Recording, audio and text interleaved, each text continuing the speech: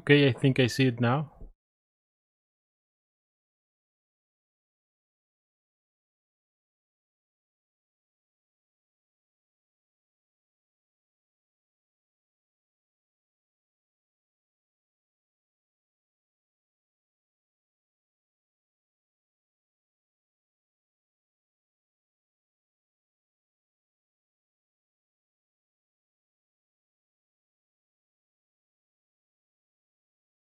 Is it ready?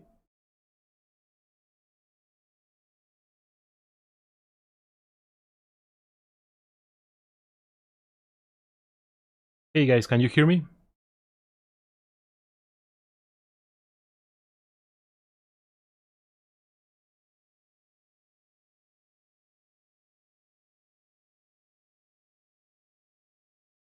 Awesome. Okay, let's wait. Let's wait a little bit. See if they're joining. Oh, great! Thanks for noticing that we worked a lot on making the sound good.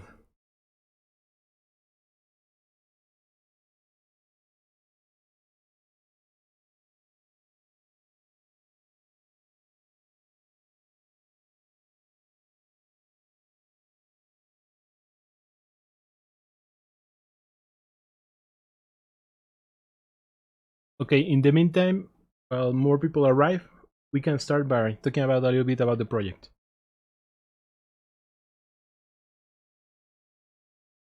If you have any questions or any comments, feel free to ask. And also, um, if you have any questions regarding the plugins or stuff like that, I think we can uh, let make available a little time slot in order to answer all those questions at the end of the stream. I expect the stream to be about around 1 hour, an hour half long. Of course, that's not enough time to do this project from scratch, but we'll probably do a multi-part stream, and all the streams will be available on the channel afterwards. Okay? So let's talk a little bit about the project. This is the guide that we're going to do. Second. Okay. I think that you can see it now.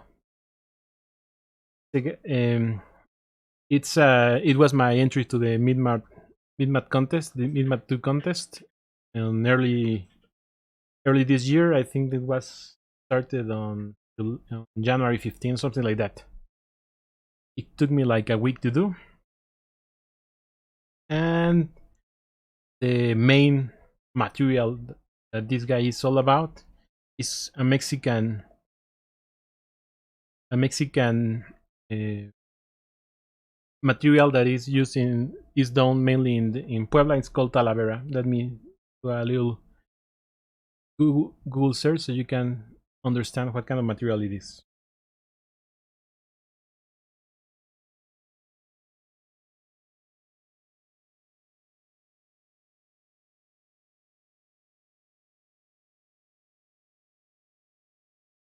Is this material here called Talavera? It's a traditional material from Mexico.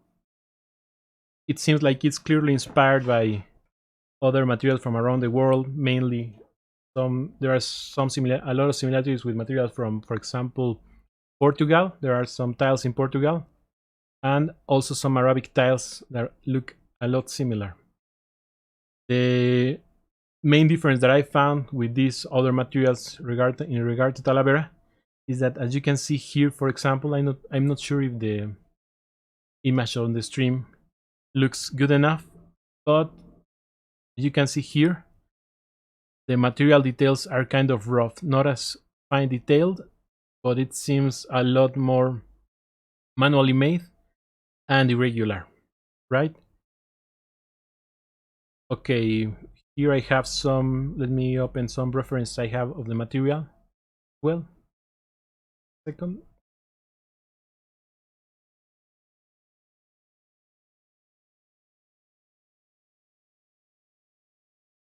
If we go to my reference folder,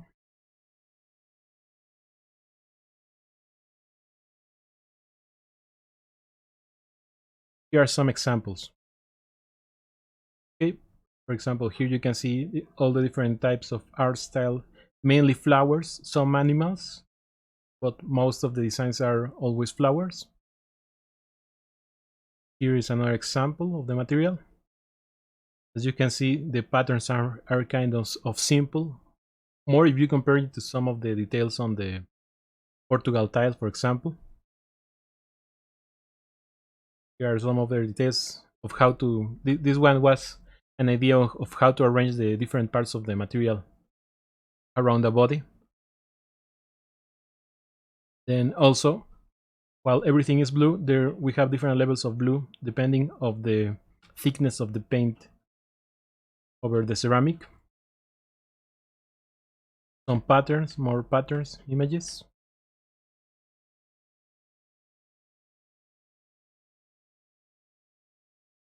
Especially here we can see all how the roughness and glossiness of the material is working for you as well as the irregularities of the painting, because we can see different tones of blue on the and how they are being part of, right? For example, some other reference patterns. And what else?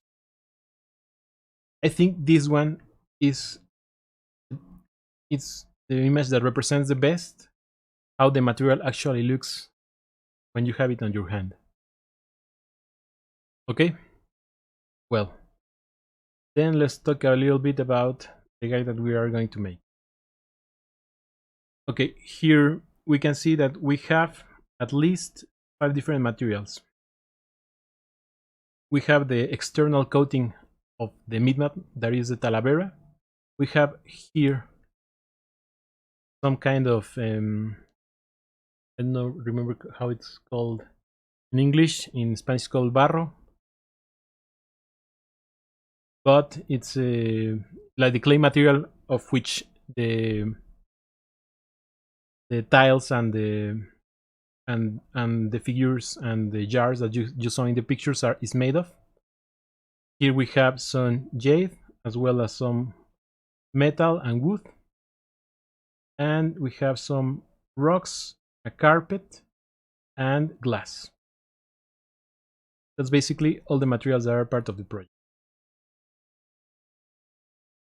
Okay, one of my main objectives was to make the project as realistic as possible using only Substance Painter. I did some stuff in Substance Designer, but most of it was Substance Painter. And as we can see here, for example, we have a little bit of displacement, but it's not as defined. Also wanted to add some little more extra details, so and give some sort of history to the piece, and decided to make a crack with a hole in it and spread of the little parts of the ceramic all around the base. Okay, here are some other pictures. A close-up.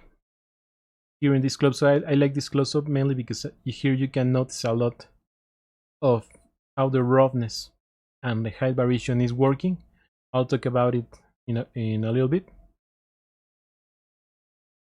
And another example would be here you can see how the hole and the cracks are made. Another angle. Here is a clay render just to see how the height is working in the material.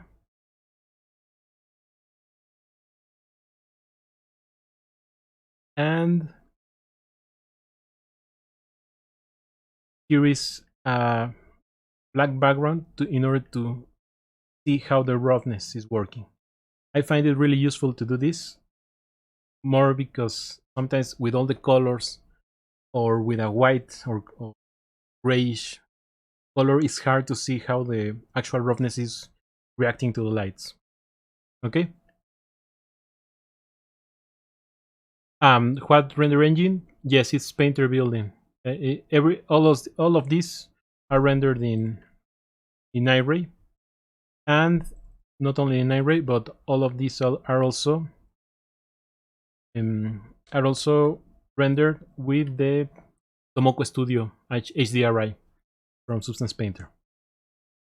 Want to keep it simple? This one is using a different HDRI. Is using one of the Toolbag. How they are called? The Toolbag packs HDRI maps Toolbag, but the rest are made with Tomoko. Okay, and everything is just Substance Painter plus Iray. Okay. Yeah, Tomoko is the best. I like it a lot because it's a very flat lighting, but as well it gives you some nice shadows around when you are turning your object in order to see the details. Okay. Now, the first thing about the project for me was the UVs. When I tried to work with the MeetMat shape, I found some issues, especially in the head. The body is okay, the base is okay, but the head is not that good. Mainly because of the way the UVs are made, so I had to do some adjustments to the UVs.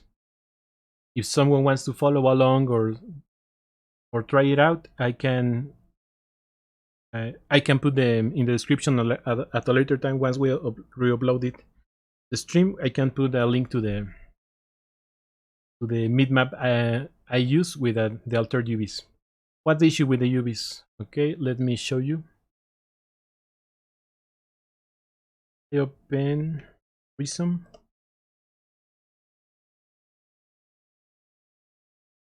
Okay, here we have it.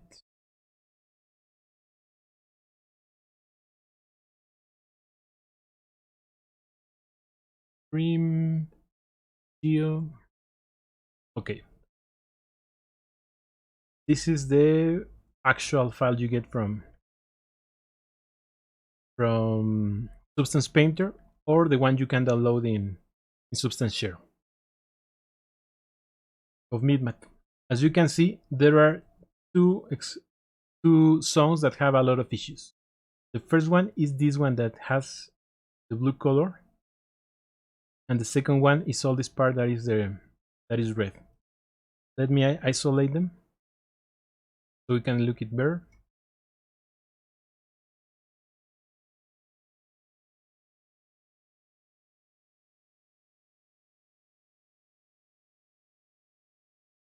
These guys. As you can see, the stretching is affecting a lot the way the textile density is managed. You can see here how squares are really big on the back and really small on the edges, while I would like to have something more like this, more balanced overall size of squares. Why this affects me, and usually you can avoid changing the UVs with some other materials, is that in the model that we're going to do, that is this guy,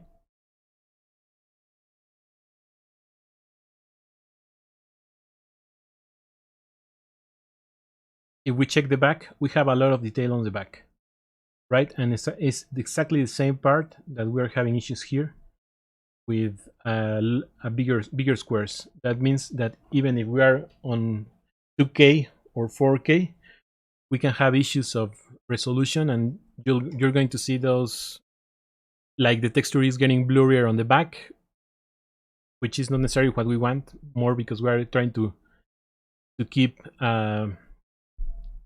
and some sort of regular textile density over all the face. Okay. Now, by the way, sorry if I miss some of the questions, because I'm trying to get used to checking the chat, and with the delay also from what I'm saying to what I'm seeing on the on YouTube makes it a little difficult. So thanks for your patience. Okay. Now, what are the changes that I made with the UVs? Instead of using standard UVs, I loaded.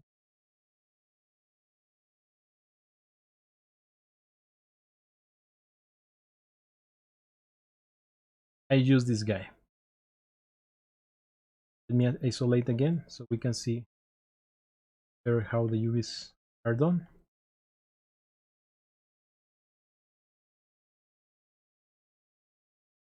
As you can see here, again, because this spheric shape is a sort of difficult, but at least this way and with these edges, because I had from the beginning an idea of how I wanted the the head to look. If you compare where the seams are to the actual details on the head, you can see that most of the seams are over the white spaces or hidden the bottom of the head, right? So I keep a nice textile density. The difference is not as big here as with the other UV sets. And while these squares are bigger, we have a lot more of freeway in terms of how the textile resolution is actually shown in the end, as you can see in these images. That these are 4K, the maps are 4K, and as you can see, it's, let me find, for example, here, you don't see any issue here in terms of resolution compared to the back here, right? You don't see any sort of drastic change. Okay, now before we continue, I wanted also to let you know that Rhythm was kind enough that the team offer us a license to give away in this stream at the end of the stream.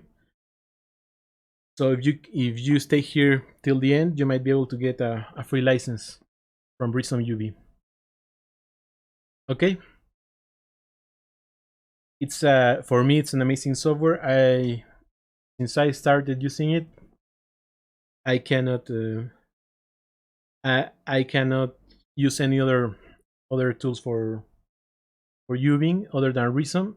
It's really easy to use to use with any other application. There are a lot of live links transfer the mesh and the UVs between the apps. It's, in terms of performance, is one of the best.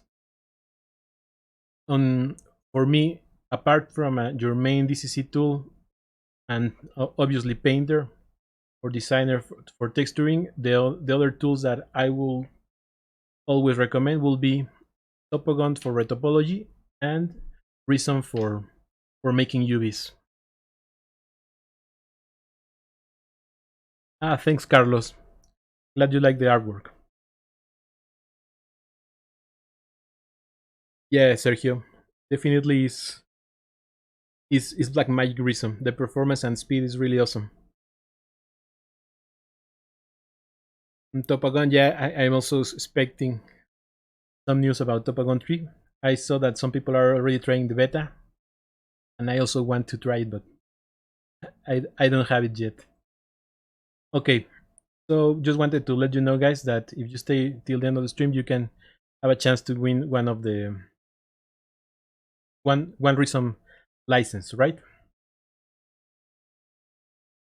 And also, again, if I'm slow if I'm too slow when I'm talking or too fast, please or if the volume is have some issues or anything, please let me know. Since this is my first stream, I'm trying still to figure out a lot of stuff.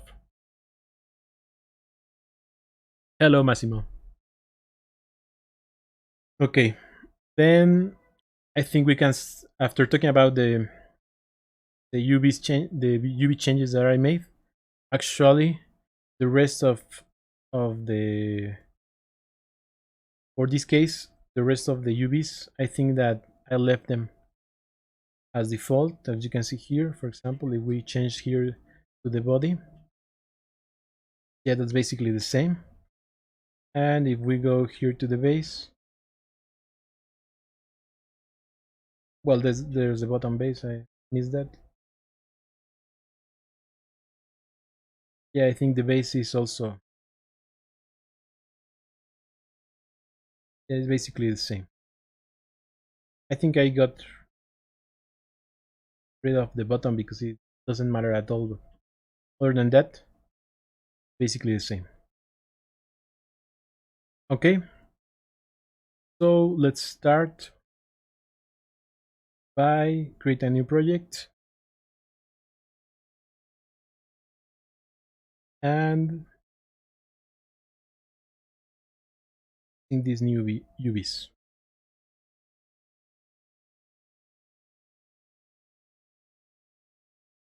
Okay, here we have MeetMat. Here we have the new UVs for the head. I don't think that we're going to have enough time to talk of anything about the head in this stream. So let's see.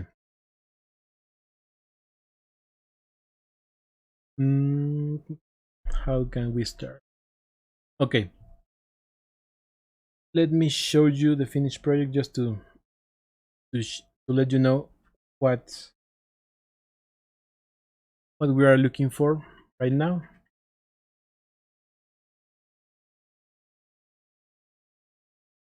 Here is the finished project.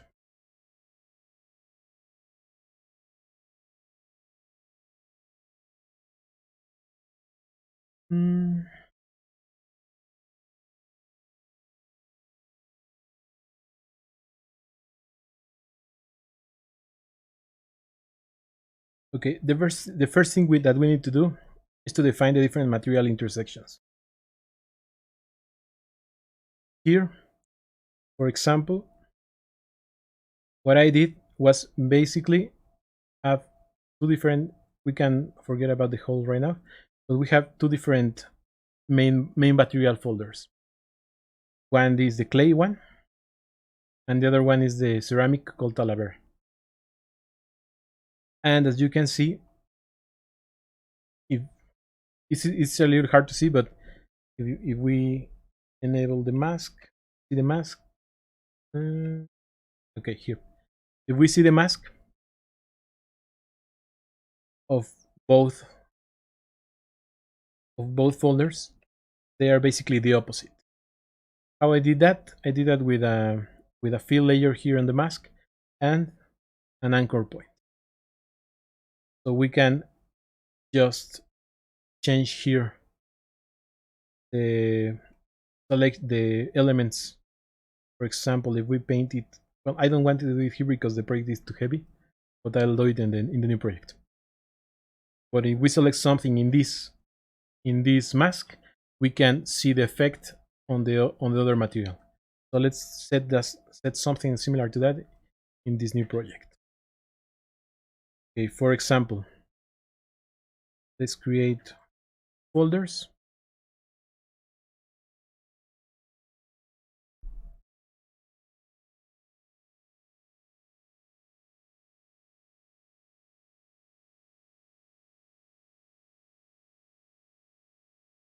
Then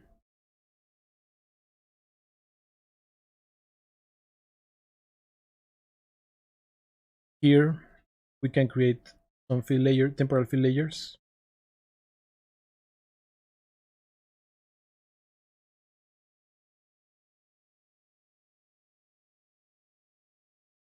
Just to figure out how everything is working.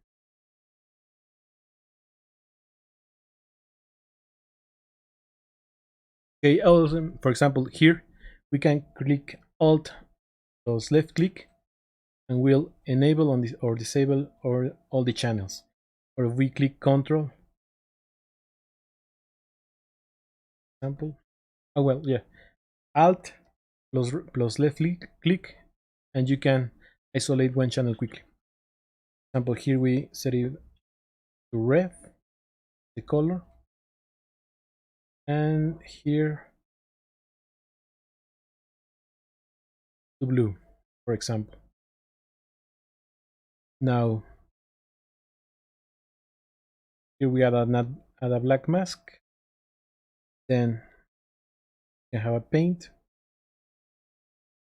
and here we paint. Of course, we will see the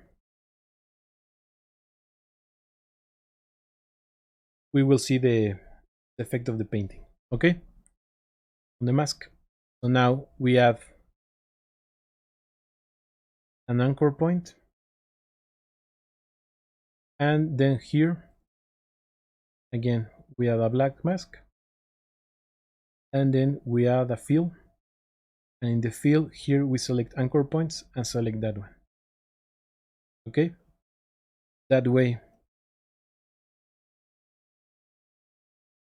And here we need to invert it.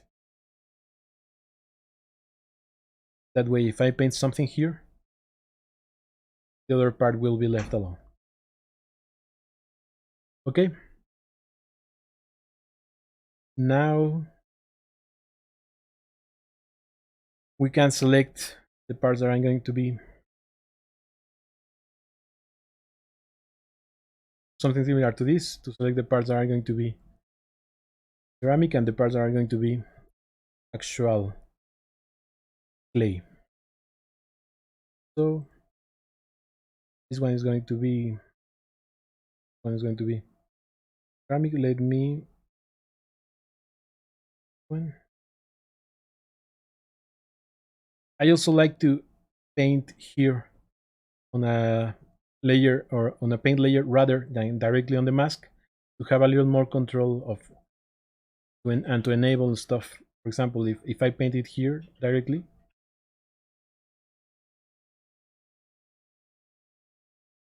yeah, it works the same as if I paint it here.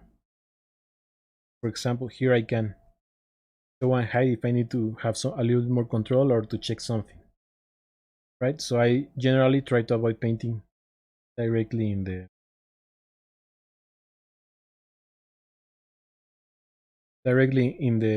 layer.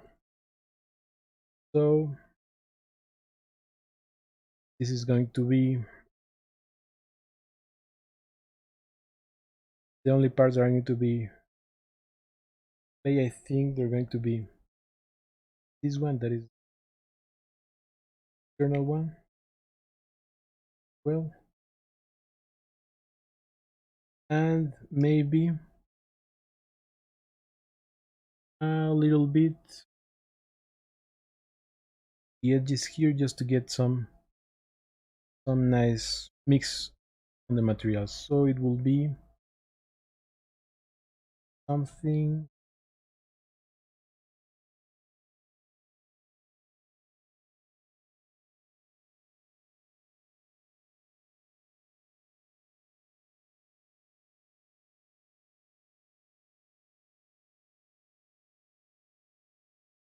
we can see it. I think that I want to keep it all the way. So the UVs.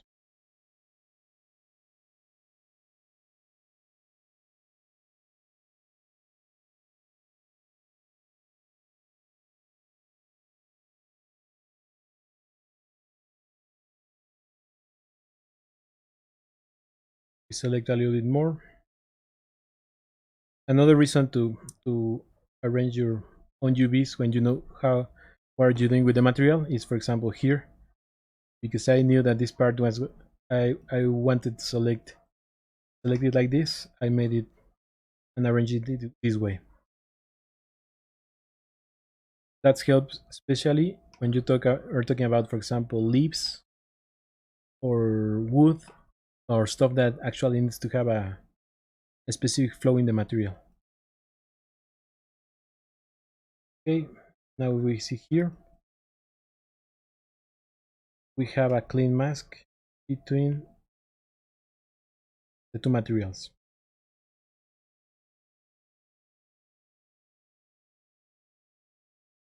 Okay, now that we have the two materials defined, the main mask defined, we are going to talk about how I usually approach the materials.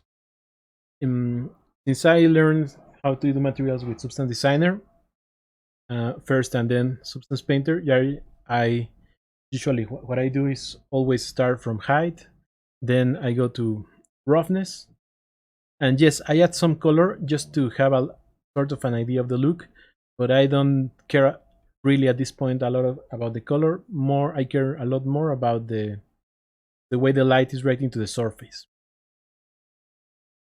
and that's mainly two things: is the height and the roughness. Since we don't, since here we don't have anything that is metallic, we don't have to care at all on the metallic map or something, or any other maps like opacity or whatever. Okay, so first, if you check here in the pictures,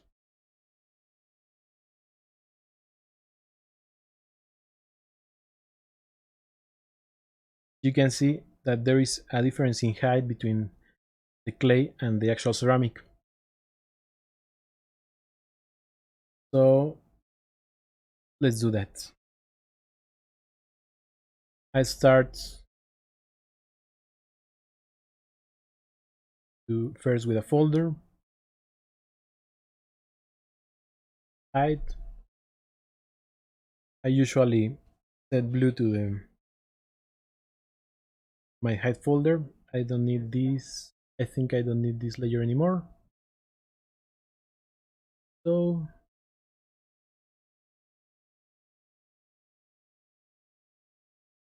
I can call it base. Add it to the height folder. I don't need the color, but I can use height.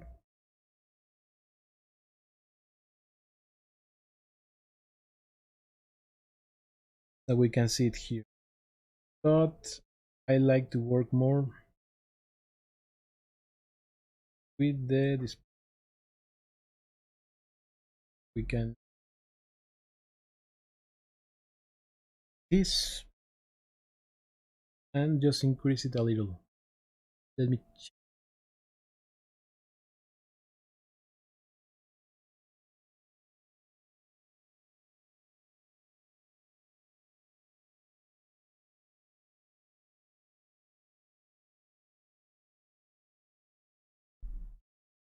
Okay, I think this is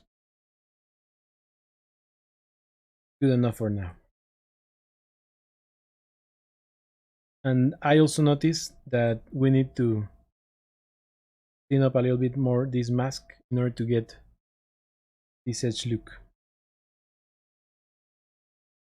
Here, as you can see here,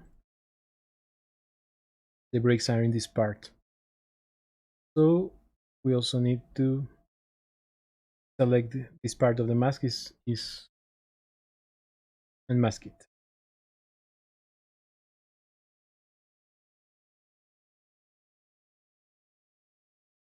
One will be a little bit slower, but hey, you guys selected from scratch, not just a walkthrough. Let me check this. Be something like I'm going to do it in a second layer. That way, I keep the flexibility if I make some sort of mistake.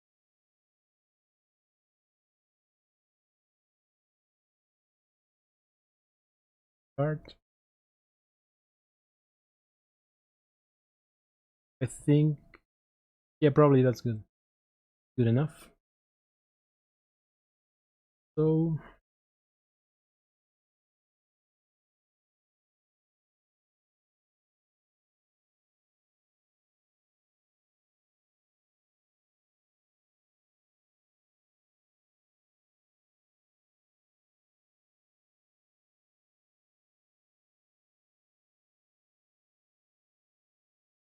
The model modification was forbidden. You were only able to change the model with height maps. Actually, I think on Friday or Thursday, I don't remember, they're going to show one of the winners made a penguin,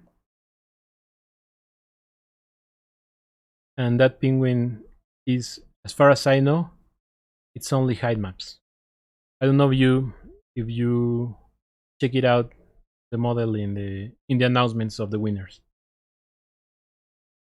There was a monkey and a penguin. I think both of them were the most exotic height maps in all the from all the participants.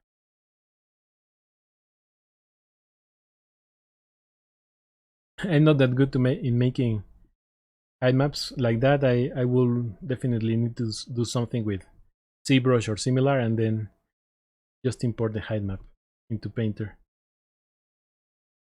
Painting it directly here will be kind of crazy for me.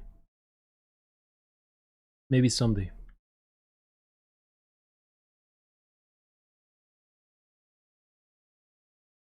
Okay, I think that's good enough. It seems a little big compared to how it looks here, but since we are going to play with the edge by doing some procedural stuff in Painter, I think that we don't have to worry too much about it. Okay, so we have here a clear height difference between the two materials. Now, just to keep it a little bit more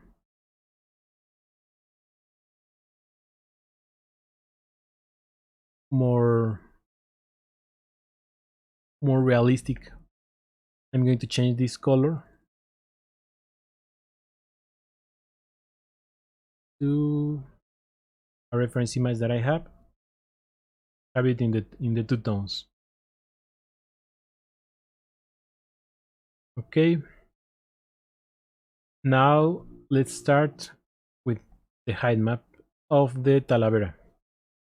As I told you, the Talavera is not that clean of a ceramic, it's more rough, so it has a lot of variation in the surface, so we need to take that into account. Okay, so first we have this base height, and when we're talking about the details, it doesn't matter if we're talking about color, height, roughness, or whichever map that we're talking about. I usually think on 3 layers: high level detail, mid level detail, and low level detail. I'm going to show you how I solve these 3 levels of details here in the Talavera tile. But that's basically the idea. Also, to have a little bit more a nicer way to see, and a clear way to see the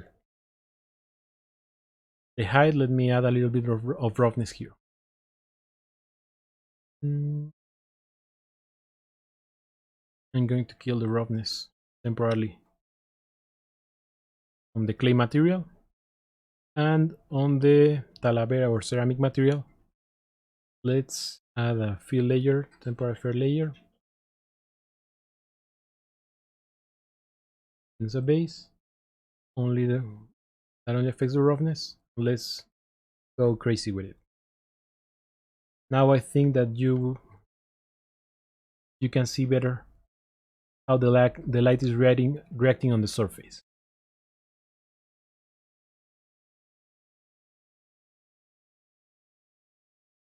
Yeah, the monkey and the penguin were crazy. But I also was really surprised on the quality of the materials. Okay. Then here in the height, first we'll add a new fill layer, and we're going to call it large noise. By the way, the roughness, I usually put it green. So I have the height blue and the roughness green. Large noise. For this, I'm only interested in the height. And again, I want to keep things procedural, so I can change it if I don't like it in the future. So I add a black mask, and I add a fill layer in this case. And in this fill layer, I'm going to look for a pearly.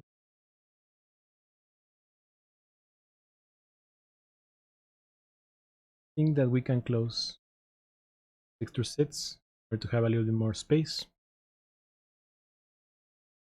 Okay, now on the pearly noise, we check the mask. Here it is. I want something similar to this, but maybe two things. First, as you can see, here is a clear seam. So first, I wanted to have a triplanar projection. That way it's more regular. Second,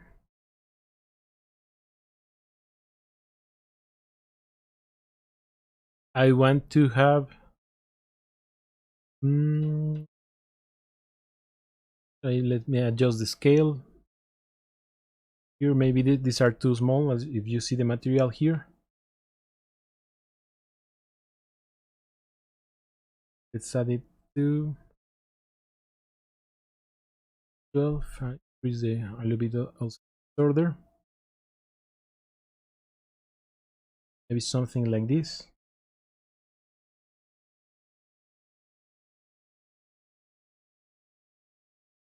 Now here we can see, if we see the material, we can see it like this, right? But if we go, this is the mask, but if we go to check the material and enable and disable,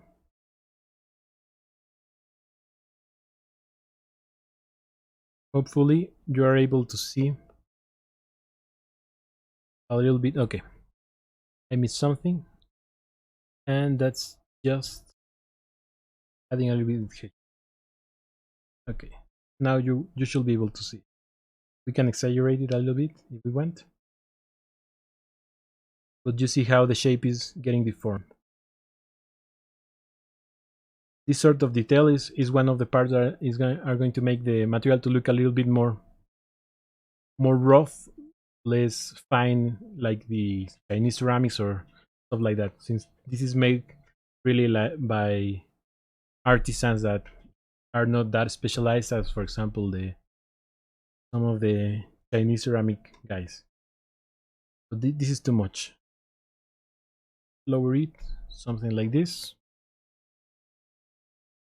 and we can see how the image in the end, more if I freeze, you can see how the image is of the reflection here, the panoramic. Let me change it to the Tomoko. That might be helpful. Yeah, definitely. You can see here, for example, how the window is getting deformed the more I increase. Also, I changed here the pairing nose projection to triplanar, because if I have it as UV, as you can see, the seams with the high distortion will definitely break the model. I think I could also use spheric, but I think that triplanar works better in this case. Okay, let's adjust this because it's too much. There you go. Now we can see a little hint, this deformation here in the window, but not too much or too distracting that seems unrealistic. That's the large level noise. Now we're going to talk about the mid-level. So we can duplicate this layer, change the name, mid noise, and on the mid noise, what I want is not that of a deformation in terms of the shape of the spherical shape, but some details to add some irregularities. Like for example, these little bumps that you can see here, sporadic bumps around the surface. You can see here a little bit more of those. That's what I'm looking for here. So what we need to do first is to replace this purling noise with, I think we can use a dirt 5, I think is okay.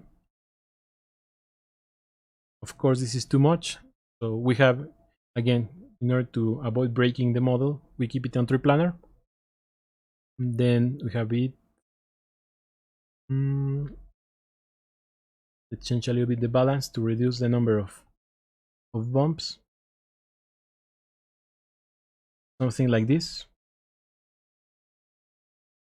Then we can do with it. Actually, I think that's fine for now, just to give it a little bit more variation in the texture. And finally, we can again duplicate it and talk about the small noise. This one is the most interesting because, for example, if we open again the reference images, let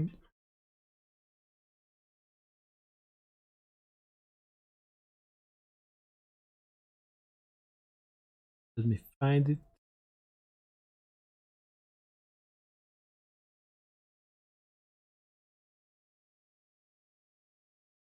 For example,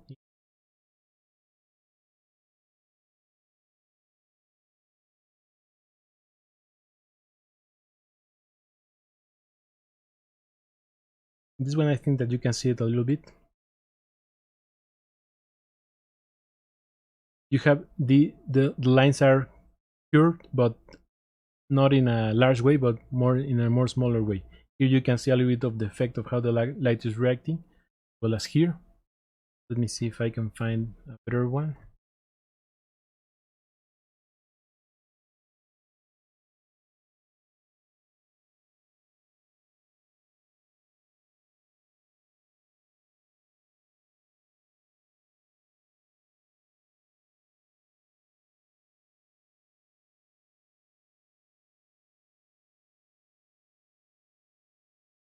Here you can see a lot of small bumps, right?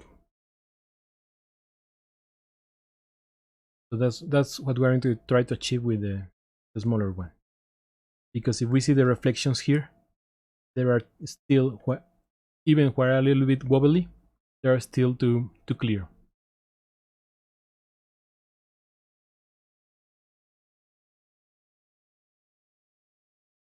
Let me check the chat a little bit.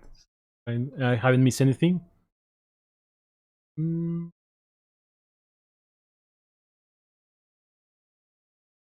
Okay, are those noises 2D? So that's why you need to map them in the view space. Doesn't Painter have some 3D noises? Yes, the noises are 2D. There are some 3D noises like purling, but I think that the 2D noise here is good enough, and also it's less performance intensive. Driver, and Grush map. Yes, that's what I'm using right now. The procedural grunge maps and through planar projection.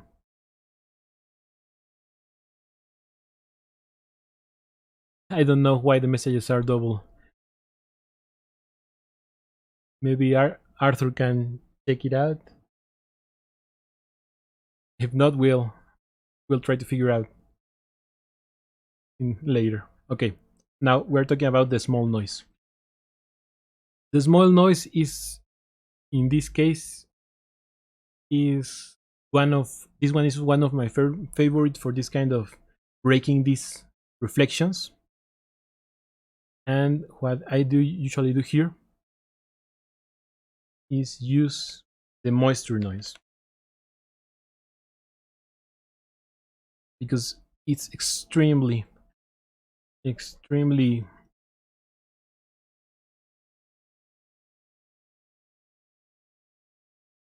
an extremely good noise. I use it a lot also in Substance Designer. It has you can change it a lot some with little effort, and in this case what I want to have is, again, triplanar projection. I want to have it small, while this is, if you check this out, yeah, it looks a little bit strong overall, but if you check this kind of reflection, it looks a lot similar to the image that I showed you guys. Let me open it again.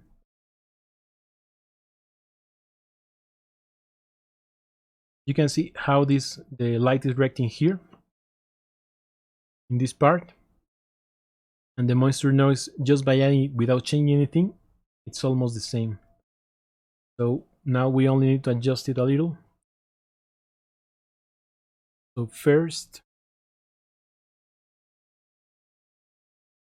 let's reduce this one to 5. Let's see, a lot better. Then maybe I'll make it a little smaller, have a more interesting variation in the reflections.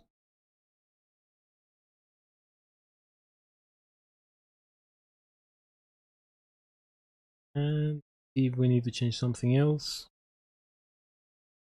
here. Maybe a little bit more contrast. Let me show the mask to see exactly what is happening. Okay, increase a little bit more contrast, and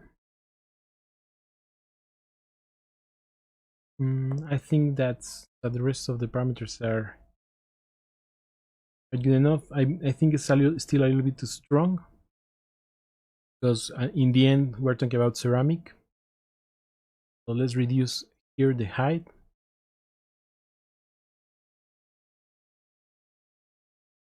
Maybe something like this. And also another good idea, more if you're trying to render on iRay, to render once in a while, because sadly what you see in the OpenGL viewport versus what you see on iRay is not necessarily the same. Right? Let me hide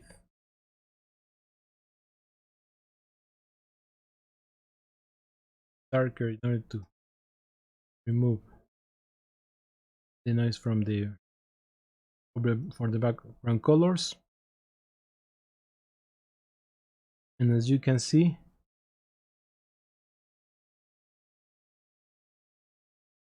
it's looking fine. It's fine. It's starting to look like ceramic.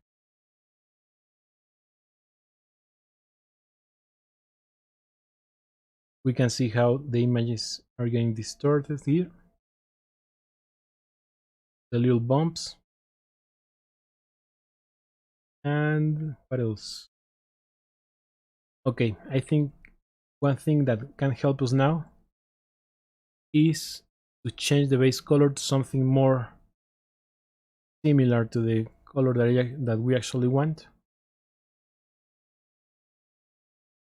because we are having almost a pure white, and we need something a little bit more yellowish, something similar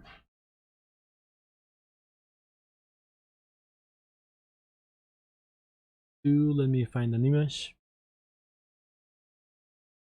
something similar to this, like that has a little bit more yellowish tone.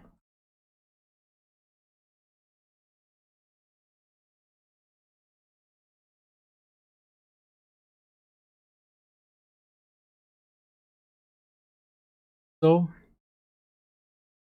here we go to, let's create a new folder. For the color I usually set it up to red in order to keep things organized. Again, we can create here fill layer for the color. in base. It will only affect the color, and we want something yellowish. There you go. Now it looks a lot nicer.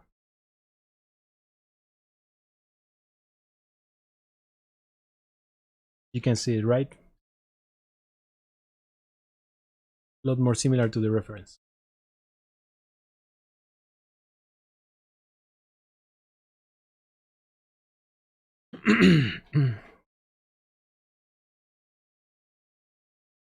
Okay, so now we have the 3 levels of details.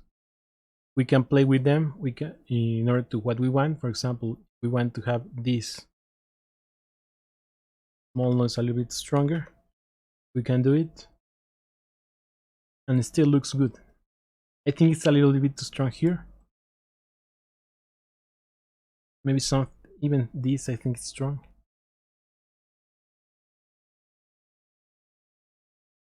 I like the deformations of the light, but I don't like it I don't like them to be too strong. But as you can see here, at least the ceramic look is starting to look nice.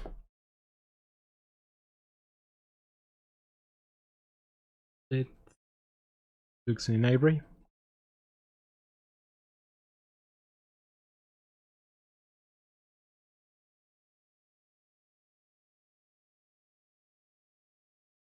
Okay, I think it's working,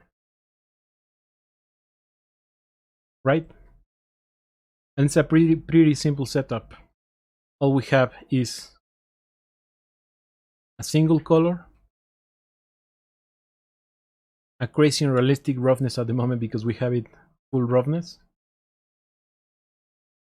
and 3 layers of noises. A large noise that if we check the masks,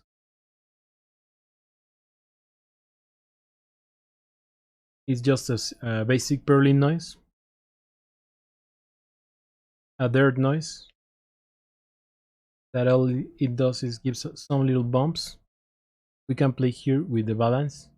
We want more or less bumps. And a small noise that is a purling, the moisture noise, that it's really low in terms of what the element that is doing. That what we are getting from it is not really so much displacement, but more of like deformation with the surface, right? Usually you can do that also with roughness, but I find that the effect, it works a lot better if we do it like this. And as you can see, it's working nice. Okay. Now, any questions so far? What video card? Okay, right now I'm using a Titan RTX. You can see it here.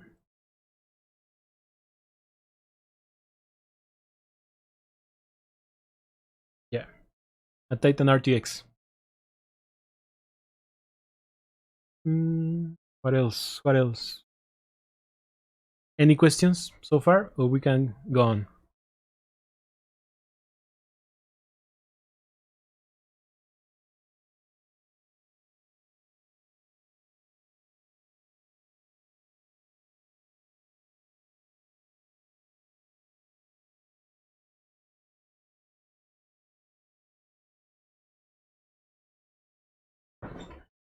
Okay, Arthur has a question.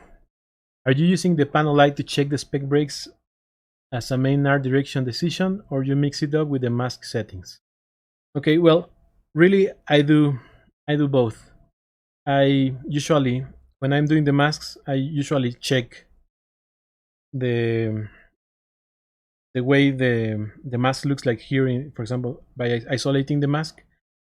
But in this case, I prefer to see the actual effect of the HDRI map on how the reflectivity is working on the material in order to get a clear idea of how it will look like. Because, for example, here, as you can see, what I get here is really similar what I get in iRay. I feel that sometimes the bumps and the height, you need to set it lower than what you want on OpenGL, because iRay sometimes intensifies a little bit too much. But as you can see here, the way the reflection is breaking is pretty similar to the way that you are looking here. So I prefer personally to work with reflections when I can, because I get a true feeling of how the material is behaving. But sometimes you don't see that until the end, or you need some other layers in order to see it work. For example, if we are talking about the purling here, the large noise, here it's a little bit too strong. But if it wasn't that strong, like 0.01 or something like that, it would be really hard to notice any difference in the reflections. But I know that I need to add some variation in the back. So in that case, I usually use the mask isolation in order to get a real feeling of what is happening. Okay, what else? Let me see. You have any other questions?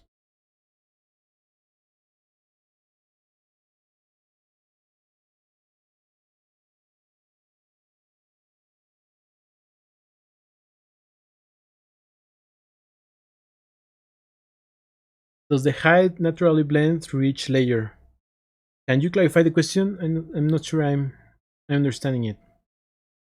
You mean that if the height is accumulating between layers? In this case, yes. Here you can select the channel that you want to see how the blendings are interacting. For example, if I change it to height, we can see here that is linear dodge. And linear dodge, what it does is basically overlay it, well, not necessarily overlay, because there is an overlay also, blending mode, but you can see you can progressively add layer over layer over layer over layer.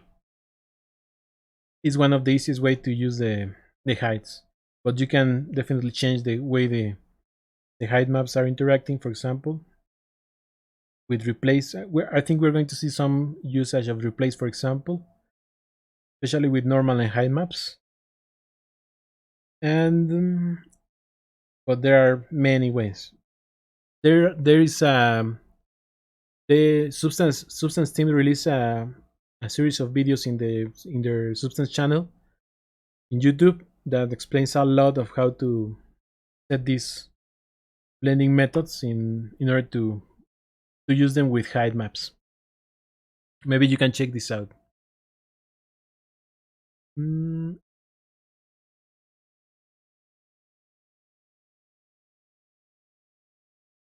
how to add the blue bumps? Okay, we're going to get there. It's a little bit too early for those, but we're going to get there. Yes, I will upload the video at the end. Okay. Now, what can we do? We can either start playing with, yeah, we can start playing with the clay that is this brownish reddish part, and after that we can play with the way the edges are mixing, because if you see here, first we can see some anti-aliasing here. These breaks are mostly because of anti-aliasing, and we see a clean line. That's probably not what we want, because we want to give some aging and some aging and some specific characteristics to this model. So we need to add some breakups or something like that. This is not a new ceramic piece. It's something that has been used before, or at least that's what I think when I think of the history of this model. Okay, let's see. So again, we can start with the height in the clay part. I'll change this name in order avoid any kind of confusion. Play. Okay. Here, what we have here? We have our color and our roughness. Let's divide it. First, we have our roughness. Set it to green.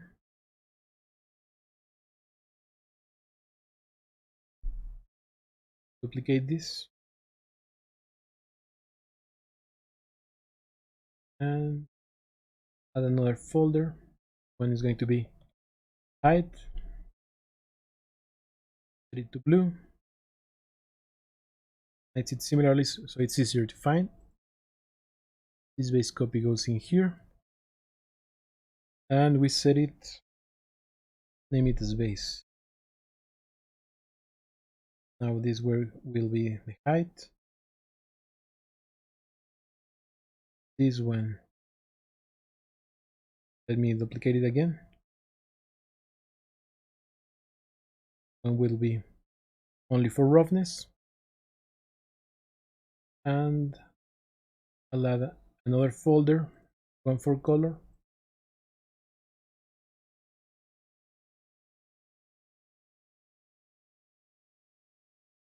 And this one will only affect. Okay, now we have this organized again. So let's start with the height. I think this height can be really simple.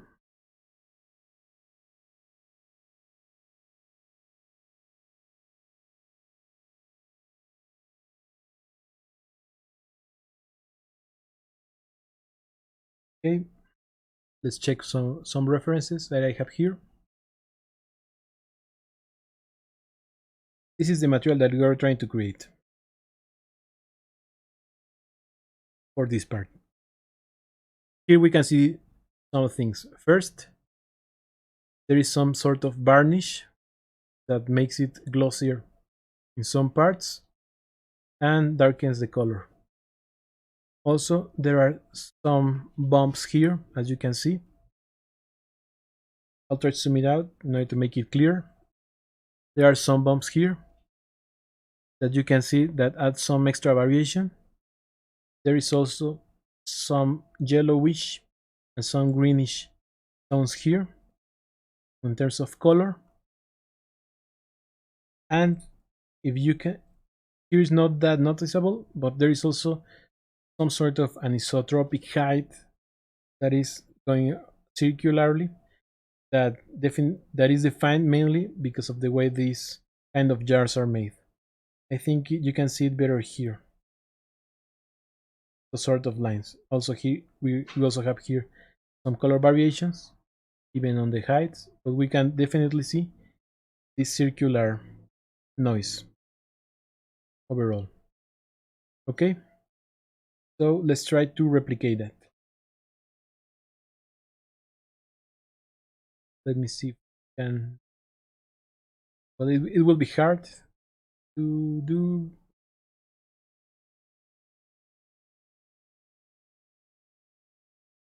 Now let's leave it like this.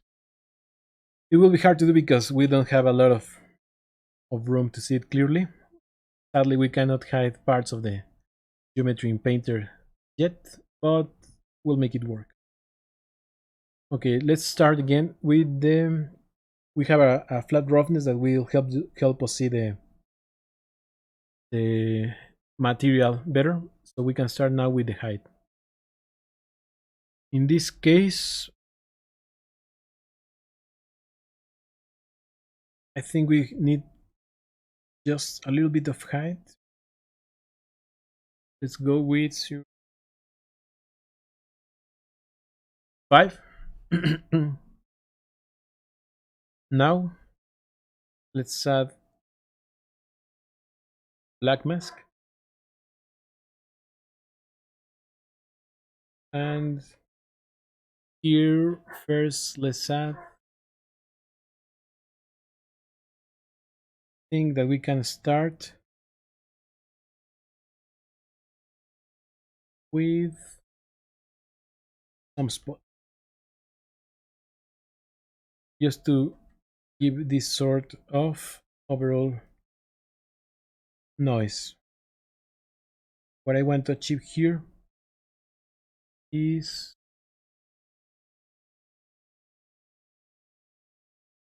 this sort of variations here and high, like little bumps.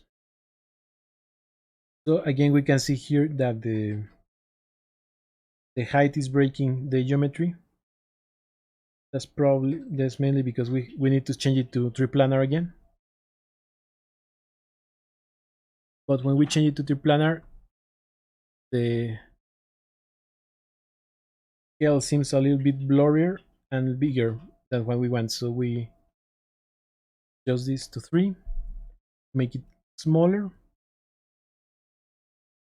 By the way, let me know. I think the details are too small. I'm not sure that you can see it on the stream. If you prefer see it at mass level, let me know. But I prefer to look it like this. Okay, we can see here some bumps.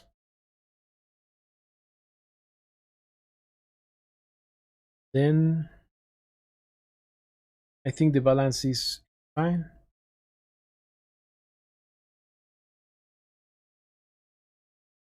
Actually, I think that's good enough for that part. Let's maybe make it not all over the place, and for that we're going to add now but we can add a filter that will be from 10.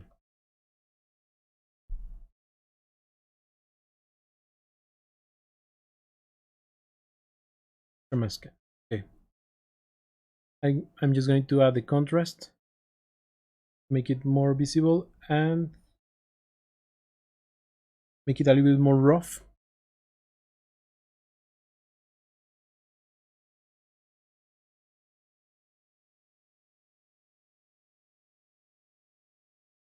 Something like this, I think.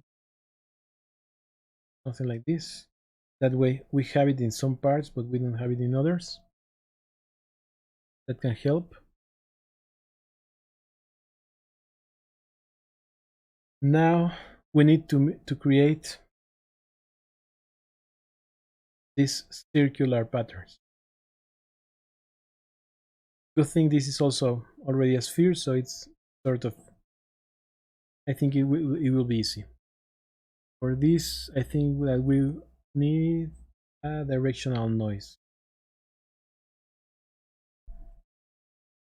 I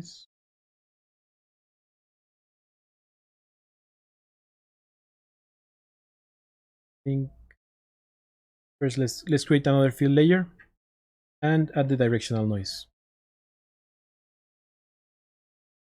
Again, it's breaking it, so we need to do some extra setup. Here's a good opportunity to use a spherical projection. You can see here in the directional noise. Let's first adjust it. I want something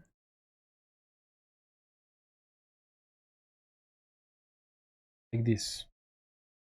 This won't be an issue because that part is ceramic, not clay, but we can see now these sort of lines that are going around.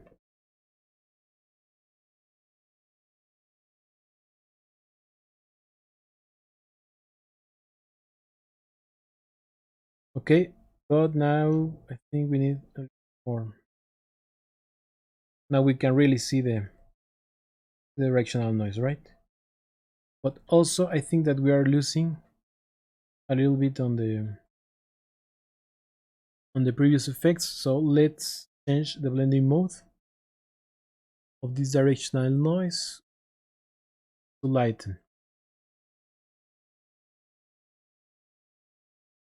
Okay, that looks really bad. See?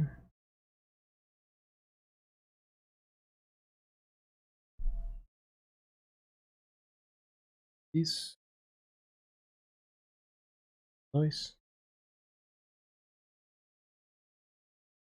think first we need some more contrast.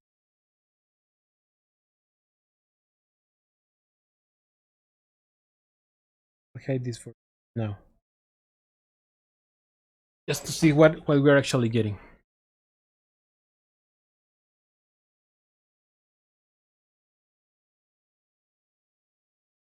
I think we can have more lines as well.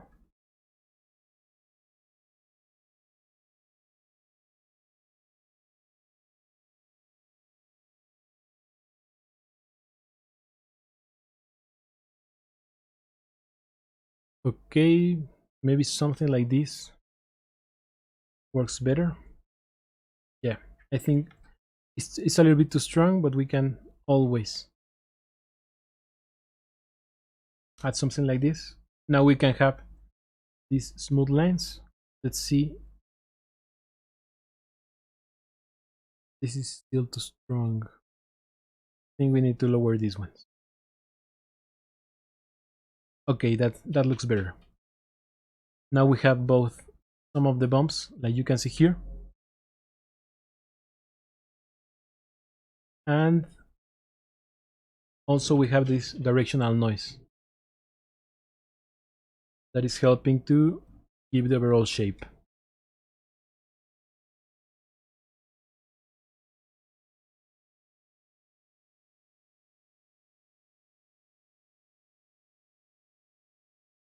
Now if we check here, this is how the actual map is looking at the moment. Sorry about that painting, that was not intended, but here you can see, right? These spots are the bumps that we can see here. Really small bumps. Those ones. And the lines, the lines, the sort of anisotropic lines, I don't know how to call them, but I think anisotropic gets the idea. Can also be seen there, over there. And we have some flat areas like here, where there is actually no bumps at all. That also gives a little bit of the vibe of these parts. There are some parts that are flat and some parts that have bumps. Now I think we can have let's see.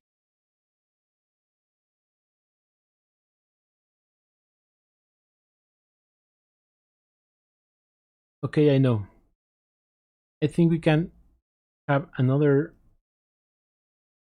If you check here, it seems like there are also some bumps that are going inside. At the moment, all the bumps that we have are only going outside because they're white, right? So if we add here another layer, we can also use spots. This time let's use something different. Let's use the black and white spots one, and let's set it up to subtract. We need also for it to be triplanar in order to avoid breaking. And if we check the mask, how it looks like.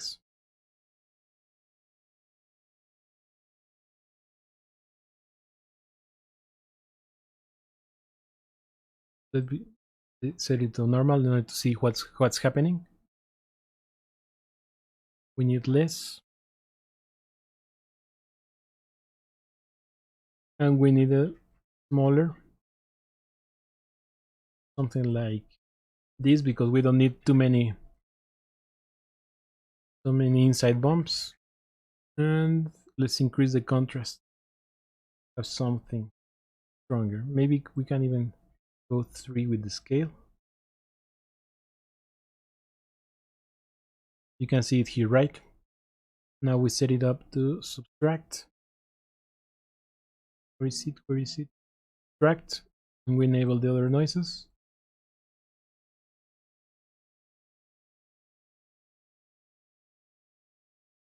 And you can see here, if I increase the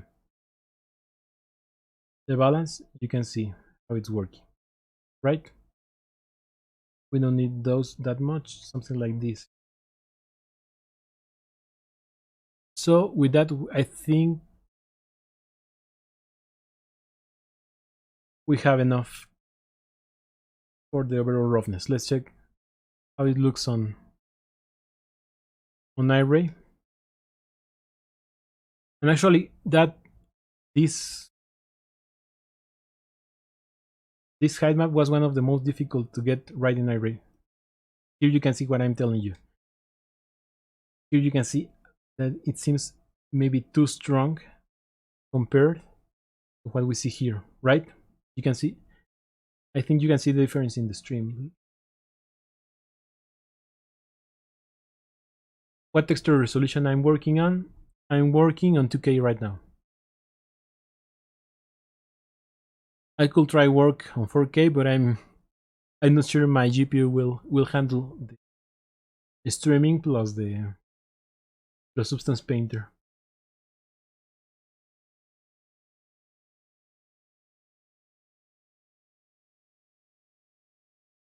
Okay, so it's a little bit too strong.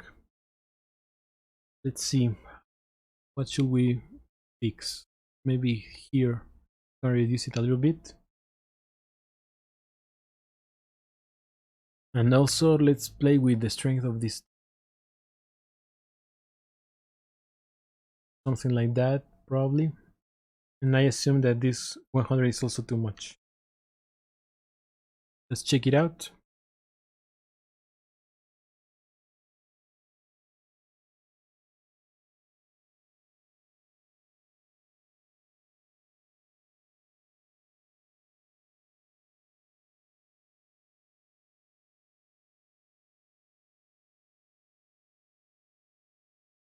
Okay, I think it's better because it looks good enough that even at a distance you can notice it.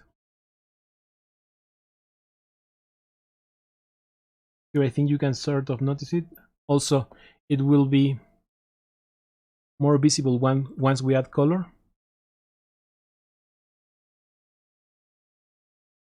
And it also doesn't look that contrasty here in the bottom with the shadows because the height is too extreme. Actually, I think it's looking pretty nice here. What do you think, guys?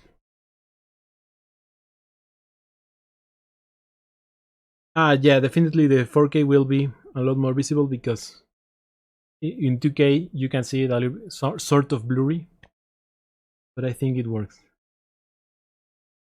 No, I'm afraid of opening Google Chrome right now.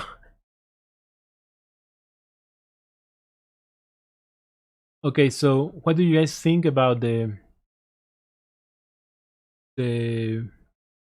overall look of the ceramic and the clay? We still, I mean, so far we have only done the height maps of both. We had set up a basic roughness and a basic color, and we need to do a lot more work there. But I think that we also are reaching the, how many times since we started, Arturo?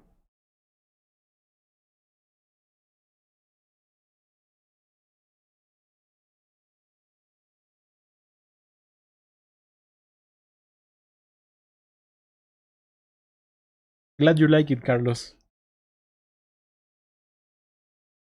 Yeah, the yellow gives a lot of life to the ceramic. 83 minutes. Okay, I think we can stop this part of the stream. I think, sadly, I think that I did too little. Maybe I'm too slow, but hope you guys like it. I'll continue with more streams, but maybe we can use this a little bit time to answer some Q&A if you have any questions about the plugins or about the project or whatever.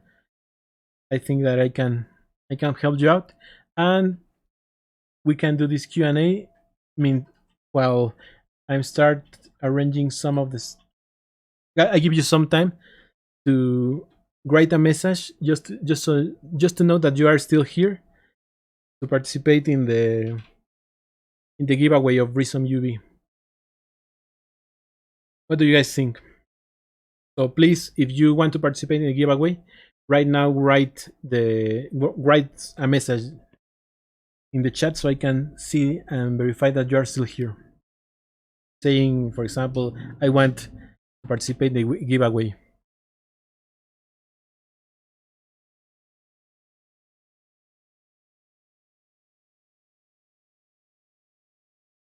Okay. Durant Phantom, Sergio, Mobstar, Carlos, Brian, Darius, yeah, Darius, Lazy Gowl. Okay.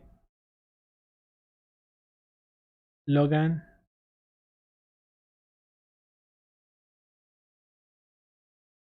I'll give you some time to write the message so we can have everyone participate if they are still here. And in the meantime, if you have any questions, feel free to ask. Let me create a list.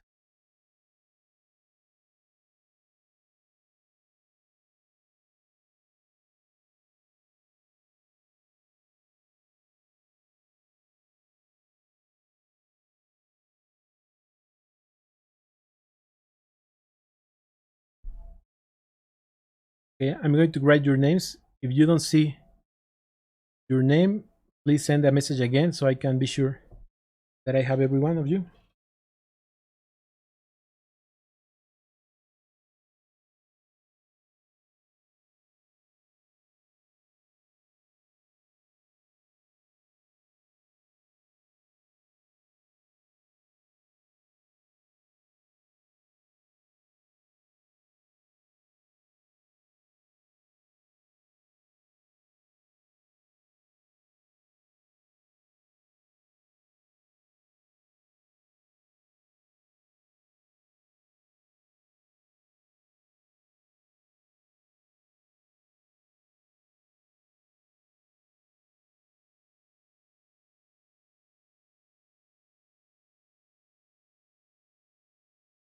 Logan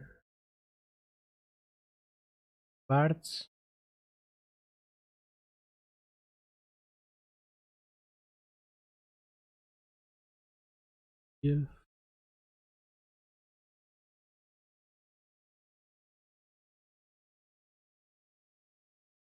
Sergio Lugo. Phantom.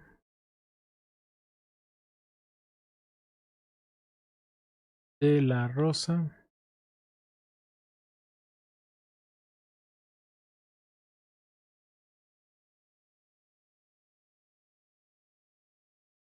Go.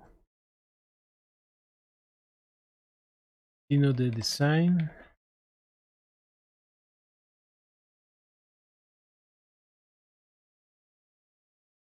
Tecla. Mara.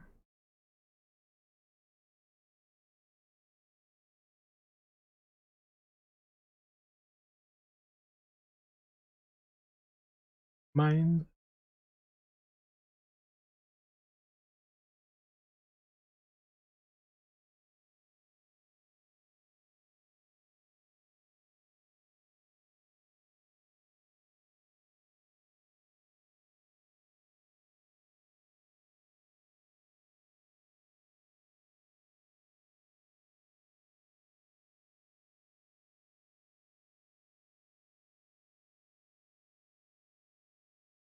Okay, I think I have everyone. I'll give a little bit. If you don't see your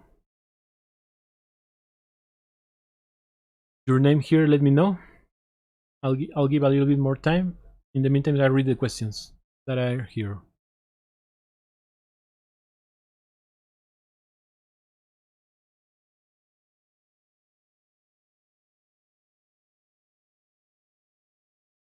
When I'm going to broadcast again the rest of the process? I think I'll broadcast and I do another stream this week, and I'll try to keep it relatively soon. All the project. I don't want to finish streaming the project by the end of next month or something like that. So I'll do it constantly. Let me know also if this time slot is fine or you want something earlier later. That will help a lot for me to know.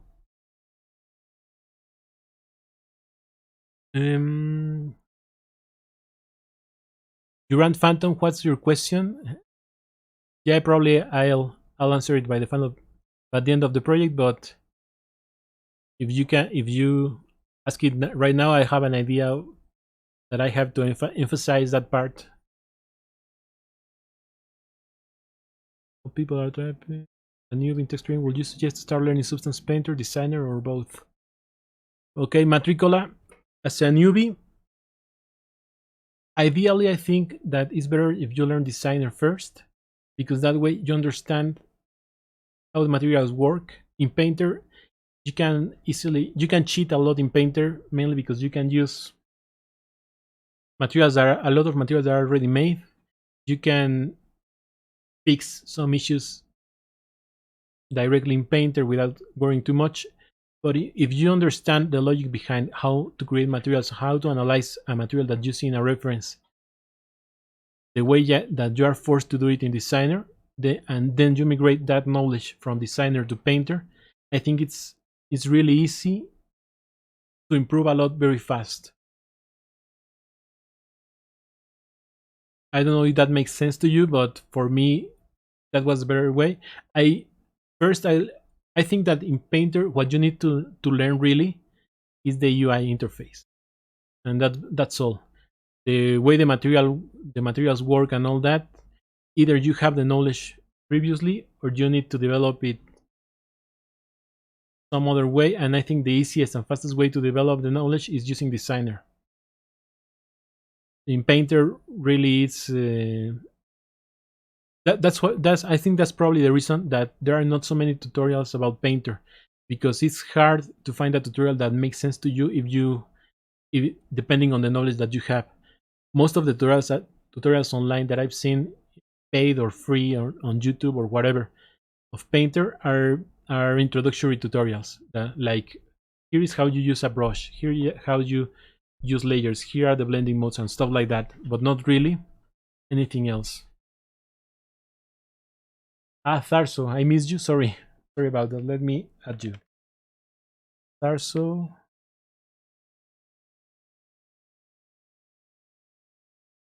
Okay. Sorry about that. Okay. Well, Matricola, in terms of learning materials, I suggest that.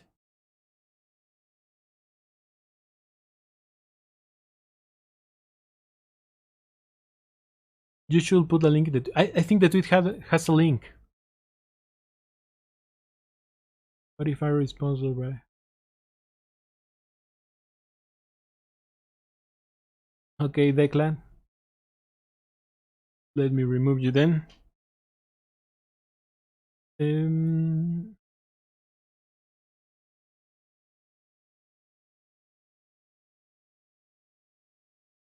Suggesting starting with Quixel. Well, yeah, you can also start with Quixel, but I think Quixel has the same issue as Painter.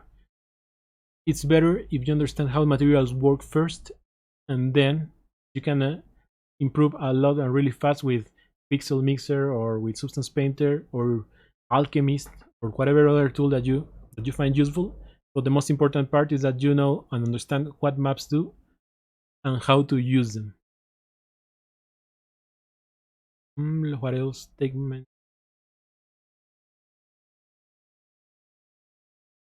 Sorry, Darius, let me add you.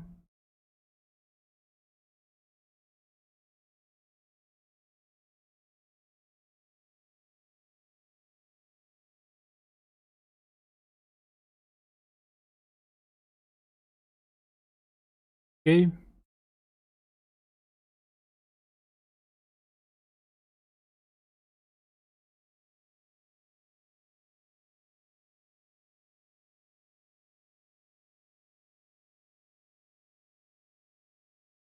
Okay, then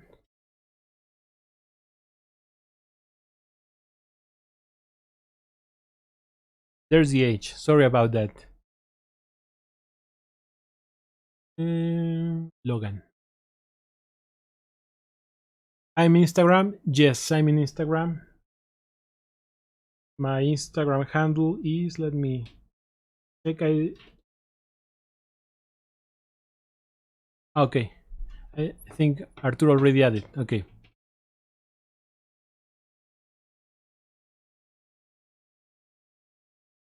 Alebrijes. Ah, okay. Yes, Carlos, your question is no other question. Can you do something along the lines of hand paint technique like Alebrijes? Yes, I plan to. Actually, right now, first I need to finish my Wichol based art. I don't know if you know Wichol, but you can see some of the progress of what I'm doing in my Twitter account. The URL where you can see some of the work. Okay, Arturo answered that. Thanks, Arthur.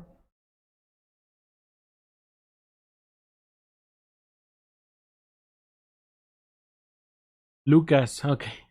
Lucas, let me add you to the list. Sorry, but my keyboard doesn't have the weird letter, so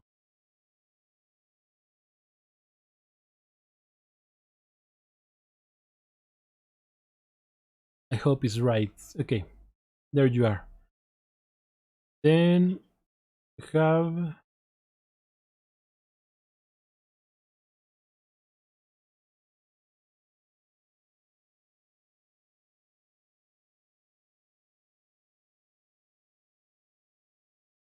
Darius, you're already there. Also Tharso.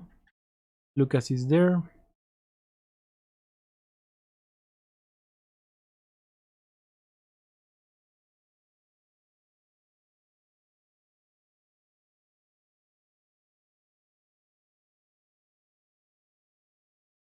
Thanks, Yuran. Glad you like the Substance Painter link to Marmoset.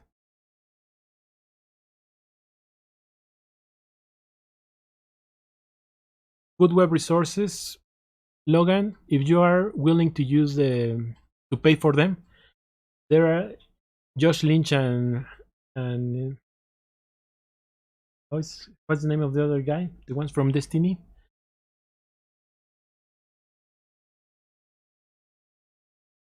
His online name is Dete.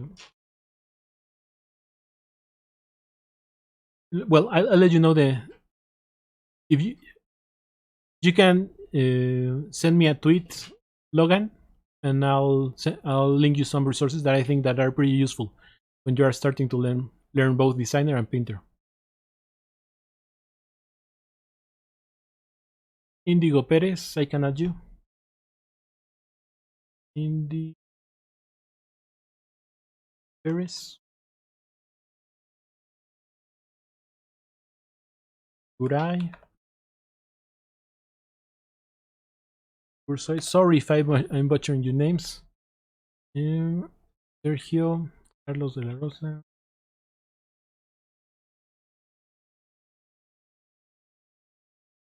Daniel Thiger, yeah, thanks Arthur. Daniel Thiger is another one of the best artists that I've seen on designer and material creation in general.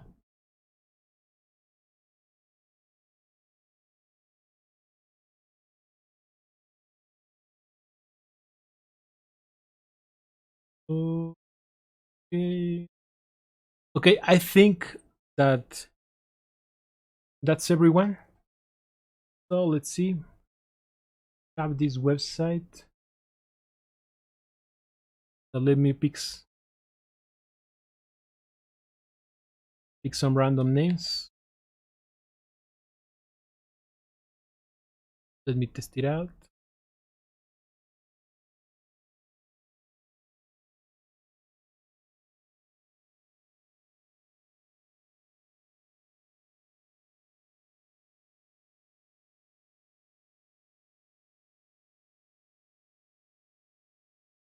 Okay, guys, to show you that this is fair,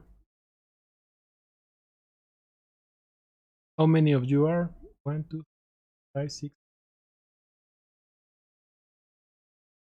18 people.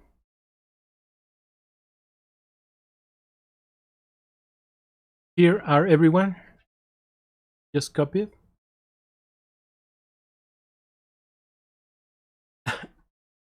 And let's see, this is a test run. This is not the final one, just to check that the website is working.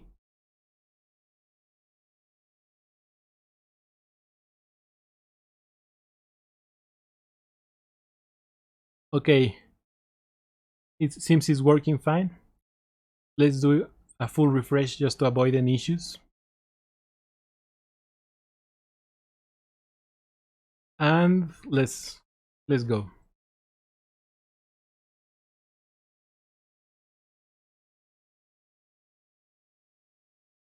Okay, I think the winner is Darius.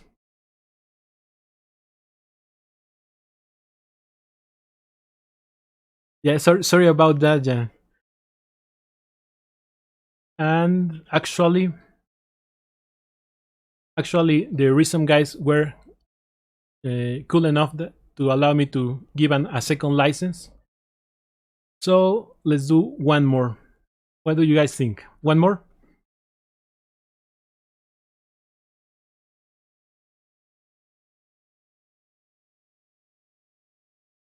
Okay, let's pick another name.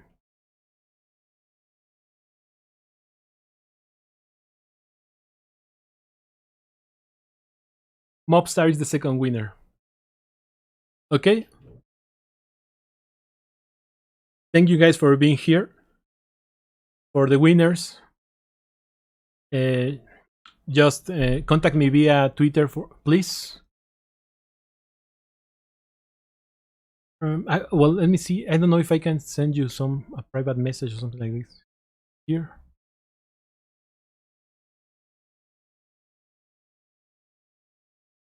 Okay, yeah, just send me a tweet right now with your, so I can follow you guys, and then we can arrange the license. Okay. And congratulations to the winners and everyone else. Remember that you can follow me on Twitter at, I'm here, at Ymmanuel. Okay. Quick question about. Ah, Sergio, qué bueno que me vieron desde Paraguay. También pienso hacer algunas en español, algunos streams en español para la gente de Latinoamérica. Okay. Well, Darius and Mobstar, please send me a tweet so I can follow you and we can arrange this. For the other guys here, we have some other surprises prepared for the future. So don't get disappointed. Maybe you can win the next time. Let me see any final questions.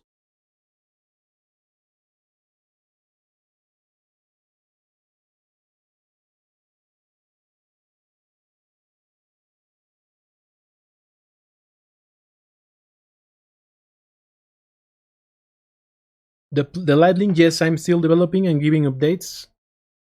You can find most of the updates on my Discord server. Let me add a link to the Discord in the chat, just if anyone wants to join.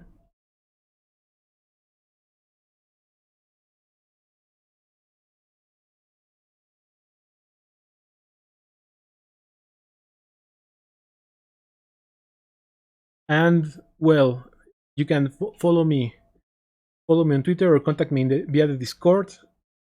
If you have any comment about the stream or the plugins, feel free to let me know.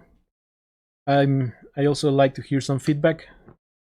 And thanks for being patient on this first stream that was a little bit slow and difficult for me to understand how everything works. Hope you like it and see you next time.